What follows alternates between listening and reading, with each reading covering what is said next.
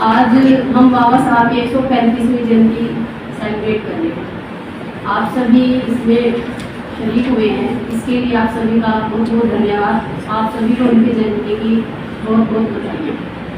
अब मैं बात करती हूँ बाबा साहब के विचारों की। आज यहाँ पर हम ये प्रोग्राम 12वें मना रहे हैं। यहाँ पर जज साहब हैं, हमारे बुद्धिजीवी वकील एडवोकेट साथी बैठे हैं। तो एक वकील क्या होता है, वकील का मुख्य काम क्या होता है? कई दिनों से मैंने कई वकीलों से 10-15 वकीलों से पूछा।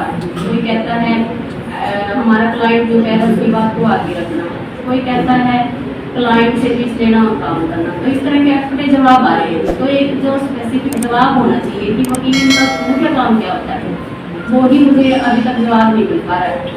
आप सबको पता होगा, आप सब मुझसे सीनियर हैं। तो एडवोकेट का जो मुख्य काम होता है वो होता है अपने क्लाइंट को डिफेंड करना, यही मुख्य काम है। बाकी तो सारे उसके आसपास आते ही हैं।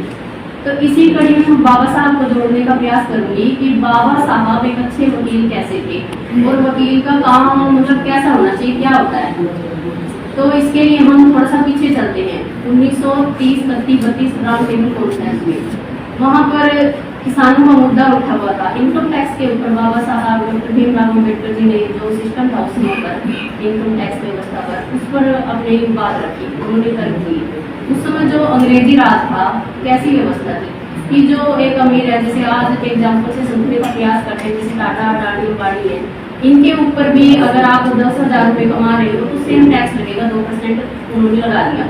ऐसे ही एक गरीब तबके का किसान है, वो अगर 10,000 रुपये कमा रहा है तो उसके ऊपर भी 2% लगेगा। तो ये कुछ इस तरह की व्यवस्था थी। बाबा साहब ने उस समय अंग्रेजी जो व्यवस्था थी उसको कटघरे में खड़ा किया। इसके ऊपर उन्होंने उस समय उनको समझाया, अपने तर्क दिए कि जो सिस्टम गरीब को और गरीब बनाता जाए, अमीर को और अमीर होता जाए, वो सिस्टम कभी भी न्यायवादी नहीं हो सकता, वो जस्टिस नहीं कर सकता। तो हम किस तरह के कानून यहाँ पर बनाने बैठे हैं, ये कुछ बाबा साहब के विचार थे। तो आज का जो हम सिस्टम देखते हैं, स्लैब सिस्टम आया है जो आज टैक्स व्यवस्था में, वो बाबा साहब डॉक्टर भीमराव अम्बेडकर जी की देन है। उसके बाद तो अब आप ये देखिए कि बाबा साहब वहाँ पर उनको कहा जाता है कि ये सिर्फ दलितों के नेता थे, दलितों के लीडर थे। तो इसे एक एग्जाम्पल से कितनी स्पष्ट भूमिका आती है। किसान कौन होता है? उस समय हमारे पास तो खेती किसानी नहीं थी, हमें तो उस कैटेगरी से बाहर रखा गया। तो किसके पास थी? तो ये कुछ विचार थे। तो अब देखिए कितने बड़े, जो उस समय तो सबका ही जो मुख्य काम था किसानी था, तो कितने बड़े समुदाय के लिए बाबा साहब ने अकेले आवाज उठाई, ना सिर्फ आवाज उठाई, आज की व्यवस्था में देख लो जो स्लैब सिस्टम आया है वो लागू किया। तो ये काम होता है न्याय, सच्चाई और तर्क के साथ सिर्फ मानवता की भलाई के लिए लड़ने वाले एक सच्चे एडवोकेट का तार्किकता के साथ जो उन्होंने निभाया, ये होते हैं वकील। आजादी की जो लड़ाई लड़ी नेहरू, गांधी, जिन्ना, सरदार वल्लभ भाई पटेल, ये जो लड़ रहे थे लोगों को कौन थे? वो सारे ही वकील थे। अंग्रेजों ने तो उस आंदोलन को, जो आजादी का आंदोलन था, ये तक कह के बदनाम किया कि भाई ये तो वकील लड़ रहे हैं, ये आम जनता, जो भारतीय जनता वो नहीं लड़ रही है। तो इस तरह के वकील होते थे। तो अब मैं थोड़ा सा अपनी बात को शॉर्ट करते हुए आगे की भूमिका में आती हूँ। थोड़ा सा जो उस समय हमारी जजों की जो व्यवस्था होती थी उसके ऊपर एक दो बातें रखूंगी। सर, उस समय में जो हमारे जज होते थे ना, वो सिर्फ डिस्ट्रिक्ट लेवल तक ही सीमित होते थे, इससे ज़्यादा आगे नहीं जाता था। उनको हाई कोर्ट या प्रीवी काउंसिल आगे नहीं बढ़ने दिया जाता था। क्यों? क्योंकि जो अंग्रेज होते थे वो ये मानते थे कि भारतीय में लायकात ही नहीं, इनमें काबिलियत नहीं। और दूसरा उनको डर था कि ये अगर ये बढ़ गए तो हमारे घर में कोई कोरा या कोई अपराध करेगा तो ये उनको सजा देंगे। उनको अपनी जो सत्ता थी उन्होंने वो भी उसको भी नहीं खोना चाह रहे थे, ना लायकात देखती थी और ना उसको। तो ये तमाम चीजें थी उस समय में। तो बाबा साहब डॉक्टर भीमराव अम्बेडकर जी ने इसके ऊपर भी अपनी आवाज बुलंद की।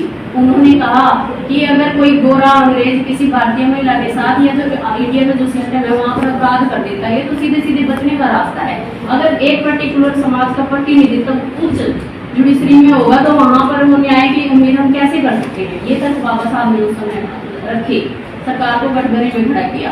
तो उसके बाद जो एक्ट हमारा 1935 में कानून बनते हैं, उसके बाद आगे जो प्रक्रिया हुई, प्रोसेस हुआ कानून का, वो बना। तो कितना बड़ा योगदान उन्होंने वकीलों के लिए, जजों के लिए कितनी कुछ उनकी भूमिका है, ये आज के दौर में बेहद गौर करने का, याद करने का विषय है। और एडवोकेट साथी और हमारे आदरणीय जज साहब बैठे हैं, तो बाबा साहब की जयंती को मनाने का जो है मेरे ख्याल से इसी तरह सार्थक होगा कि कानून में उनकी क्या भूमिका रही, कानूनी रूप से उन्होंने क्या कुछ पहलू रखे, इसके ऊपर हम लोग चर्चा करें। एक और बात थोड़ा सा बताना चाहूंगी, वो बाबा साहब डॉक्टर भीमराव अम्बेडकर जी को बाबा साहब डॉक्टर भीमराव अम्बेडकर जी को जो अंग्रेजी सरकार थी, जब उन्होंने आवाज बुलंद की, हर किसी को ऑफर आते हैं, उनको कहा गया कि आपको मुंबई हाईकोर्ट में हम जज बना देते हैं।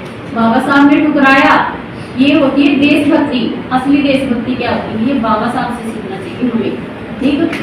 और आज तो मिलेगा, तो यही तमाम चीजें हैं जिनका आज मैंने आप लोगों के सामने रखी। एक बात और बताना चाहूँगी, एशिया जो महाद्वीप है हमारा, इसमें एक लोग के बाबा साहब के जो फाइनेंस के ऊपर लंदन में केस भी करके आए।